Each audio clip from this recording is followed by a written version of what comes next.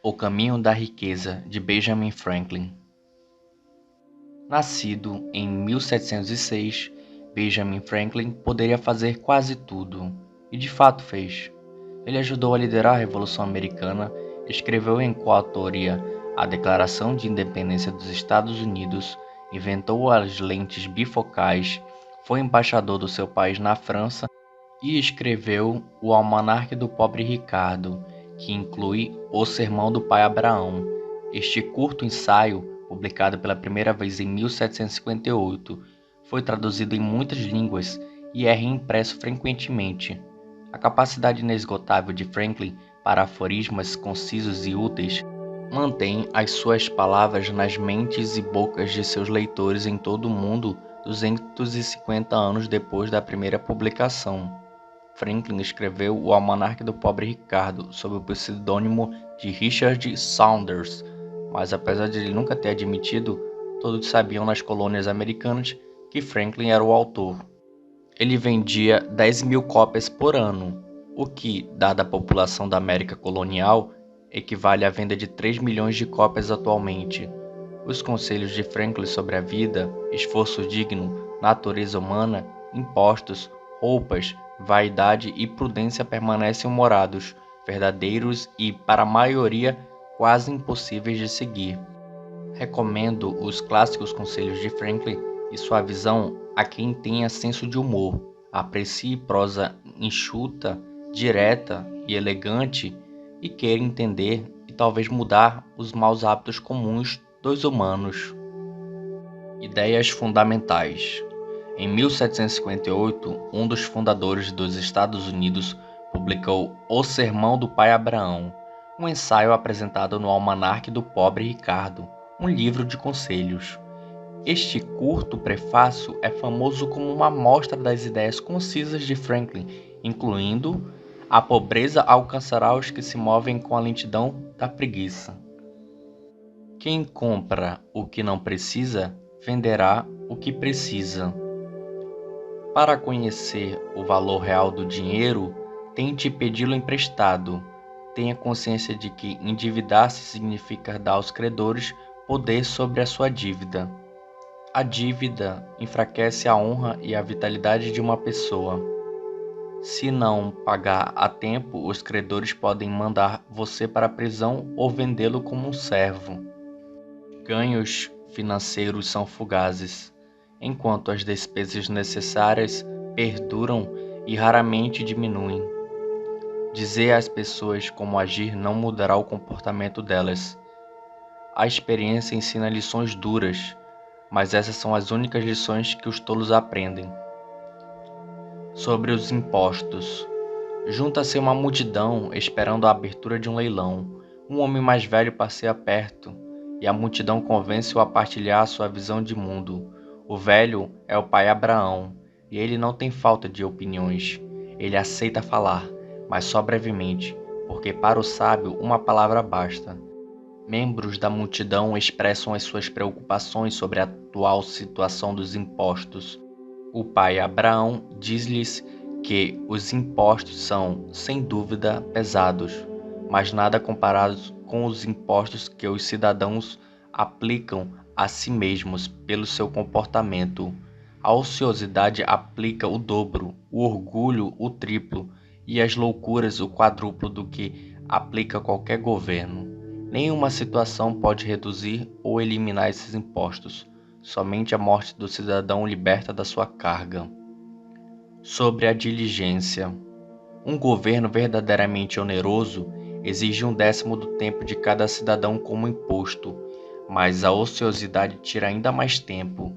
A indolência reduz a duração da vida, porque torna as pessoas mais sujeitas à doença. A letargia funciona como uma ferrugem e consome a saúde humana. A atividade mantém as pessoas em forma, da mesma maneira que a chave que é usada está sempre brilhante.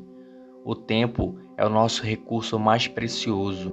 Desperdiçar tempo significa deitar fora o mais valioso bem, os limitados dias da nossa existência. Não se pode reaver o tempo desperdiçado ou recuperá-lo. quando forem precisas mais horas para completar alguma tarefa crucial. Qualquer que seja o tempo na Terra atribuído a cada um, nunca será suficiente. Gaste-o sabidamente. Abre aspas. Se você ama a vida, então não desperdice o tempo, porque é desse material que a vida é feita. Fecha aspas. Não desperdiçar tempo significa ser diligente. Trabalhe arduamente a cada dia para atingir o que você quer. Dormir cedo e acordar cedo faz o homem saudável, rico e sábio. Para o indolente, toda tarefa torna-se difícil. Levantando-se tarde, você tem de correr o dia inteiro para ter alguma esperança de cumprir as suas responsabilidades. Se é preguiçoso, você se move tão lentamente que certamente a pobreza lhe alcançará. Controle o seu negócio, ou o seu negócio controlará você. Ao pactuar com sonhos indulgentes, você pode perder tudo o que possui, não importa qual seja o desejo de ganhar mais no futuro. Abre aspas. Aquele que vive de esperanças morrerá de fome. Se você transforma a energia de seus sonhos em diligência, você não precisará sonhar. Obter qualquer coisa requer trabalho árduo e sofrimento, mas se você tem um negócio, você possui um bem. Se o negócio é uma vocação, você pode pedir pouco mais da vida, porque uma vocação permite a você trabalhar com orgulho, desfrutando o que tem de fazer para ganhar a vida. Sobre a procrastinação. Quem, enquanto os preguiçosos dormem, a terra bem lavrar, terá milho para vender e guardar. Meta já as mãos à obra nas tarefas imediatas, porque você não sabe quais obstáculos surgirão no futuro. Lembre-se que um hoje vale por 2 amanhãs. Ficar preocupado com seus problemas sem nada fazer dá-lhes a possibilidade de crescerem. O trabalho diligente reduz qualquer dificuldade espiritual ou financeira, mas atender ao trabalho significa executar cada tarefa quando ela deve ser feita, evitando a procrastinação. Não deixe para amanhã o que pode fazer hoje. Você deveria ficar envergonhado se o seu chefe o encontrasse sem fazer nada. Neste mundo, em qualquer tarefa, humilde ou importante, você é sempre o seu próprio chefe. Você deve sentir vergonha igual quando estiver ocioso, mesmo se você trabalha para si mesmo. Abre aspas. Quem levanta tarde tem de correr o dia inteiro e dificilmente terá os seus assuntos tratados à noite. O trabalho pode parecer difícil e interminável, mas se persistir em suas tarefas todos os dias, você verá grandes resultados. Quanto mais devagar, mais trabalho ficará esperando por você. Pequenos golpes derrubam grandes carvalhos. Mas perante todos esses pequenos golpes, você poderá desejar uma pequena pausa. Não a faça. Quando não estiver seguro de 1 minuto, não desperdice 1 hora. O lazer é alcançado por quem usa o tempo eficientemente, e você deverá usá-lo para fazer algo de útil. Somente o trabalhador diligente consegue esse tipo de lazer. Um preguiçoso ficará sempre à espera dele. Sobre a confiança. Aqueles que tecem sem cessar podem usar as roupas que quiserem. Ser diligente significa dar atenção permanente, estável e cuidadosa ao seu trabalho e sua vida, sem confiar excessivamente nos outros. O melhor é ter o seu próprio negócio, porque aquele que com arado pretende progredir, ele mesmo terá de quer segurar, quer dirigir. Em seus trabalhos diários, você pode ser o lavrador ou a mula. Se é a mula, você estará sob o juro de alguém.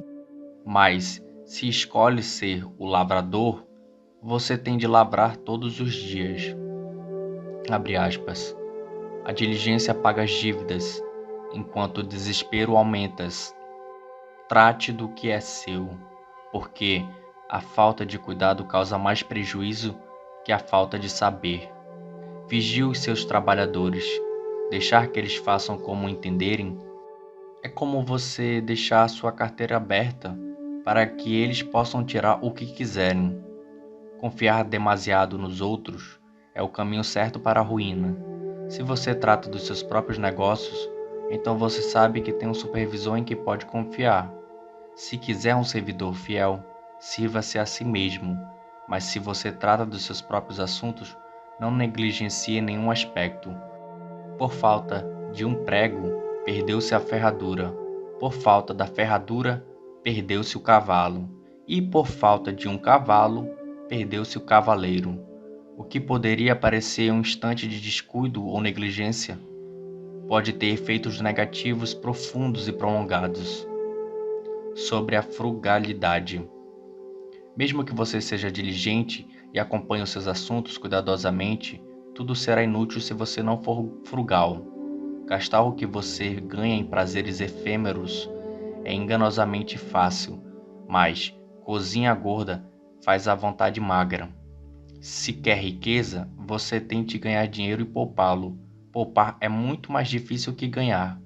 Você deve se abster de extravagâncias dispendiosas, porque mulheres e vinho, jogos e fraude fazem pequena a riqueza e grande a necessidade. Os pequenos gastos acumulam-se. Ao satisfazer muitos desejos pequenos, você esvaziará o bolso.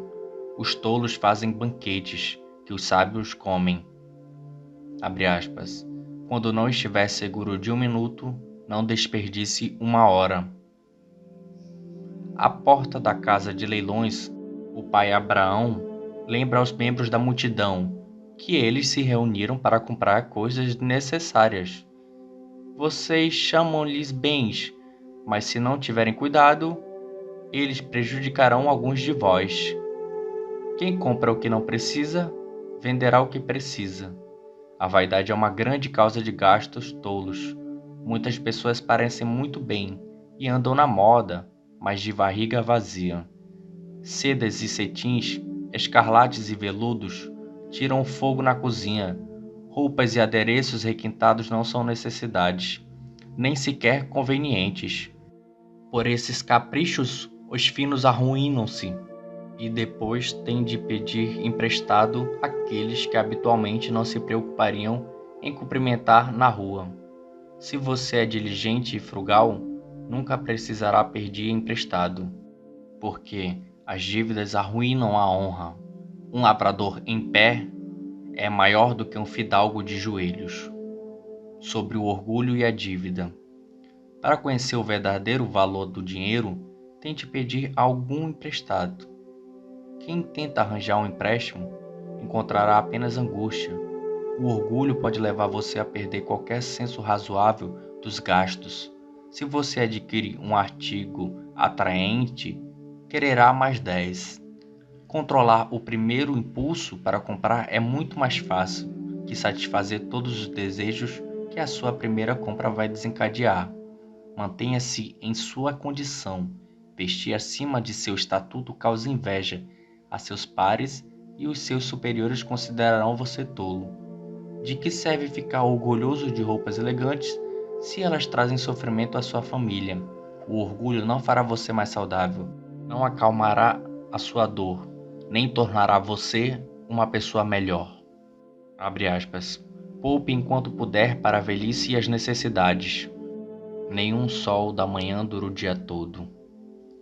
Endividar-se significa prescindir da sua liberdade, dignidade e poder.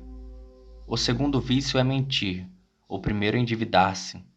Você pode gostar da ideia de comprar agora e pagar em 6 meses, mas durante esses 6 meses e provavelmente depois, o seu credor tem um verdadeiro controle de sua vida e seus assuntos. Se tiver de atrasar o pagamento, você ficará tão envergonhado ao ver a pessoa a quem deve e se esgueirará, dando desculpas e sacrificando a sua honra por uns cêntimos. Se você é livre, não precisará ficar com medo, nem mortificado por encontrar qualquer outro indivíduo. Porém, estar endividado rouba de você o seu caráter e a sua fibra moral. Saco vazio não fica em pé. Abre aspas. Nos negócios deste mundo, os homens são salvos não pela fé, mas pela falta dela. E se o governo promulgasse uma lei que proibisse você de vestir como um cavalheiro ou uma dama, ou comer uma refeição requintada? Você argumentaria vigorosamente que tem o direito de vestir e comer o que você quer? De fato, quando você se endivida, sujeita-se a uma tirania semelhante. Toda a autoridade sobre a sua vida reside em seu credor, que pode colocar-lhe na prisão por dívidas ou vender-lhe como servo para recuperar o que você deve. Você pode pensar que assinou um excelente contrato com seu credor e que, com todo o tempo previsto no contrato, não terá problemas para pagar. Mas quando você tem dívidas, o tempo parece passar mais depressa que habitualmente. Lembre-se também que os credores têm melhor memória do que os devedores. Os credores prestam muita atenção ao calendário e têm sempre presente a data. Você pode ter esperança de que os seus credores esqueçam a data do pagamento, mas eles nunca esquecerão. Inevitavelmente, você sentirá que o prazo é muito mais curto do que você gostaria. A quaresma é curta para quem tem dívidas a pagar na Páscoa. Obter fundos será sempre difícil, mas o gasto é perpétuo. A única coisa tão certa como a morte. É mais fácil construir 2 chaminés do que manter uma funcionando. Você se sentirá muito melhor indo para a cama com fome do que acordando endividado. Ganhe o que puder, guarde o que ganha. Sobre o conhecimento e os bons conselhos. A razão e a sabedoria devem formar a base da doutrina que você segue. Mesmo sendo poupado, prático e consciencioso, você ainda precisa da bênção do céu. Peça esta bênção com humildade e não esqueça aqueles que claramente não têm essa bênção. Seja modesto, caridoso e ajude os menos afortunados. Abre aspas. Se você não escutar a razão, ela reclamará a sua atenção. A experiência mantém uma preciosa escola, e os tolos não aprenderão em nenhuma outra. Você pode oferecer conselhos sábios, mas aqueles que não podem ser aconselhados não podem ser ajudados. Só porque alguém escuta o seu conselho, não significa que vá mudar. Neste momento, o pai Abrão deixa de falar e segue o seu caminho. A multidão tinha escutado o que ele disse com grande atenção e mostrado a sua aprovação a muito do que ele dissera. Contudo, logo que o velho os deixou, todos que tanto tinham desfrutado do seu discurso fizeram imediatamente o oposto de tudo o que ele aconselhara. Abrem-se as portas do leilão, a multidão entra apressadamente e todos começam fazendo ofertas e gastando. Alguns gastam dinheiro seu e outros gastam dinheiro que é seu por um dia, ou um mês, ou 6 meses, dependendo do prazo do empréstimo negociado. Abre aspas. Embora eu tivesse determinado a comprar tecido para um casaco novo, fui-me embora, decidido a usar o meu casaco velho algum tempo mais. Leitor, se você fizer o mesmo, seu lucro será tão grande como o meu. Richard Saunders, O Almanaque do Pobre Ricardo. Richard Saunders, o autor de O Almanaque do Pobre Ricardo, pensa comprar tecido para um casaco novo, mas após alguns momentos de reflexão, decide previdentemente poupar e continuar usando o casaco velho. Ele abandona o leilão, dizendo a quem pudesse ler os seus pensamentos: Sou, como sempre, seu seguro servidor.